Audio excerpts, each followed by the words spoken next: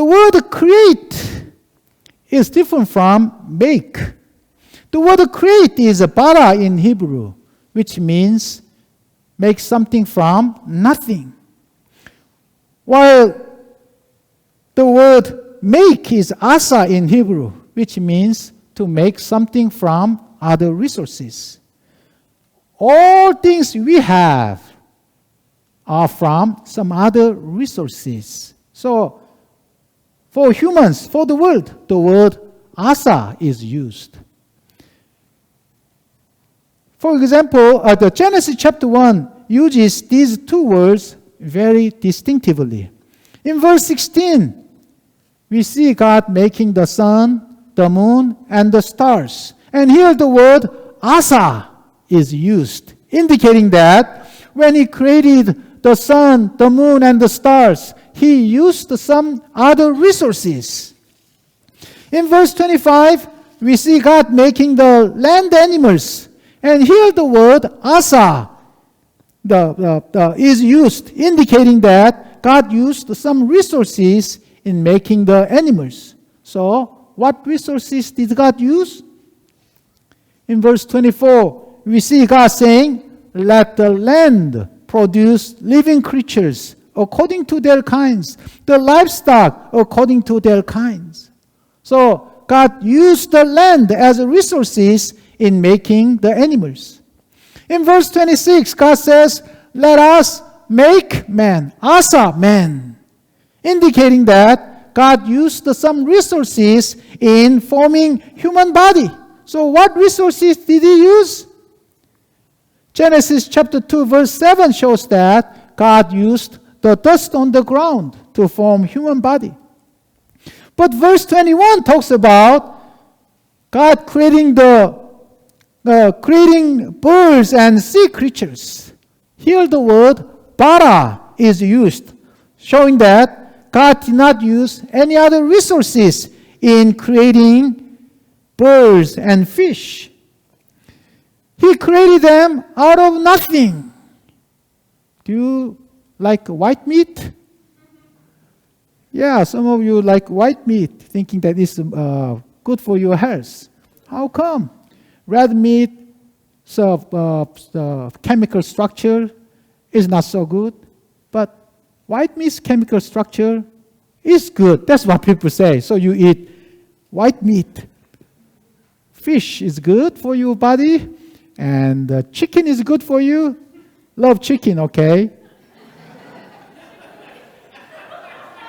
I don't know what I mean. You should grow them, or you should eat more, or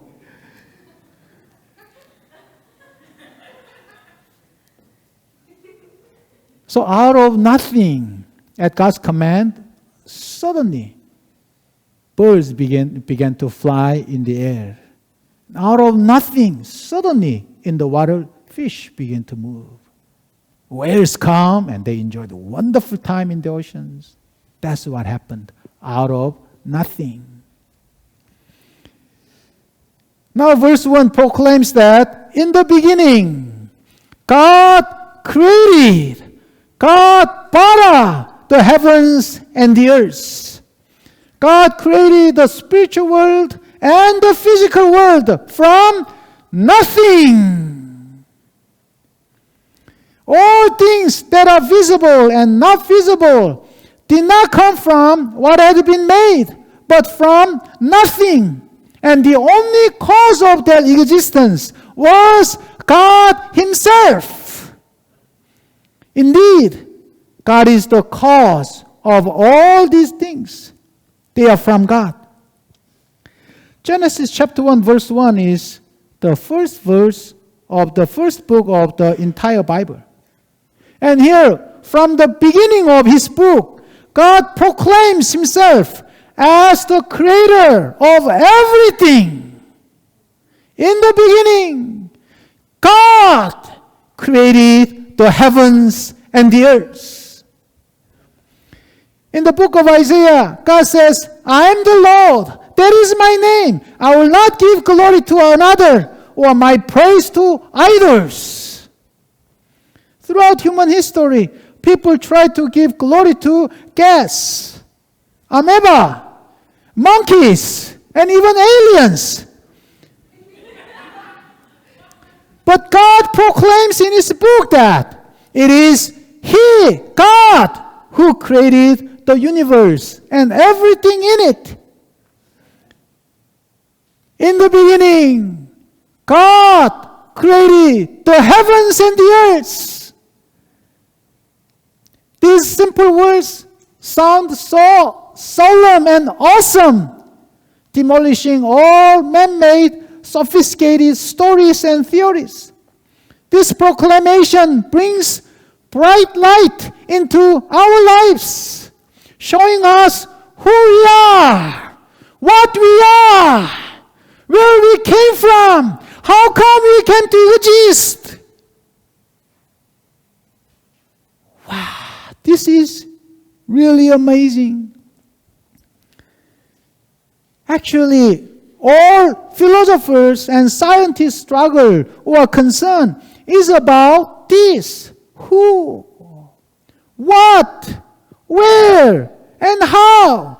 Because without having answers to these questions, all people are in complete darkness, without knowing who they are, without knowing what they are, without knowing where they came from, without knowing what they must do with their life and how they must live their life. They don't know why they are on earth. One unbelieving philosopher, after much consideration of these questions, said, "Why haven't you committed suicide yet?"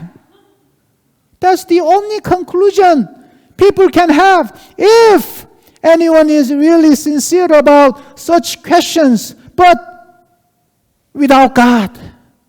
The only conclusion. One scientist suggested that we came from amoeba, and the whole world welcomed this idea and developed it more and more, that nowadays they say that our closest relatives are what? Sharks. Can you believe this? Shark is my relative? No! But that's what they say, really. So-called brilliant scholars, scientists, they think they are wise, but they are really stupid. And some people say that our closest relatives are pigs. No! People feel very awkward because these scientists come up with some formulas they cannot understand and say, your cousin is pigs. How should we respond, really? They are really confused. Another scientist suggested that a big explosion called the Big Bang created the universe and this beautiful earth, and you and me. Many so-called brilliant people welcome this idea, but frankly speaking, no one believes that terrorist bombing creates beautiful world. Do you believe that? No one believes terrorist bombing, all terrible things, really. Not beautiful world. No. People are simply crazy. People say such things not because they have any knowledge about the origin of all these, but because they deliberately deny the existence of God. Their whole purpose is to remove God's name from our society. Don't be deceived by such lies. What is the truth? God proclaims in Genesis chapter 1, verse 1, in the beginning, God created the heavens and the earth. This is the truth. All things we see and hear about came from God. And all these things exist because of God. This simple sentence unlocks the infinite mystery of the universe. What is the universe? People are so confused. The universe is God's creation. What is the big Pacific Ocean, which supplies unlimited amount of seafood, especially sashimi? It is simply the creation of God. God made her. What am I? I am the creation of God. God created me and sent me into this world, for He had some great purpose for me. That's why I'm here. That's what I am. That's what you are here. That's what you are, and that's why you are here. When we realize that we are God's creation, we can boldly say to the world, I am a child of God. For His purpose, I have come to this world. Now we need to stop a moment and think about verse 1 one more time. We realize that there is God who created us. This establishes a certain relationship between God and us. He is our creator, and we are His creatures. Because of Him, we exist. Then, how should we treat Him? What kind of attitude should we have toward God, our creator? This is really a good question. The fundamental question we must have. The fundamental attitude we must have toward God are gratitude and respect. Let's say this together. Gratitude and respect. 1, 2, 3. Gratitude and respect. We must thank God and we must respect God. That fundamental attitude we must have. No matter what, maybe you get D's in your studies, classes. But still, fundamentally, you must give thanks to God. Why? Because He created you, at least. Because of that, at least you could take a class, even though you did not do very well. Maybe your nose is a little lower than others, but you must be thankful. At least you have nose, God created you. You are here. So you must be thankful, really. That's the fundamental attitude you must have, no matter what situation you may be in.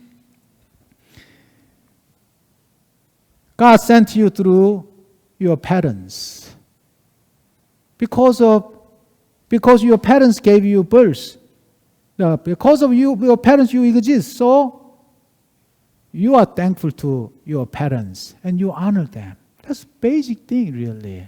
In the same way, we must show gratitude and respect to our God. Romans chapter 1 specifies that mankind's two fundamental sin problems are ingratitude and not glorifying God. Two fundamental problems, root problems of all sins are ingratitude and not glorifying God. Give thanks to God for who He is and for what He has done for you.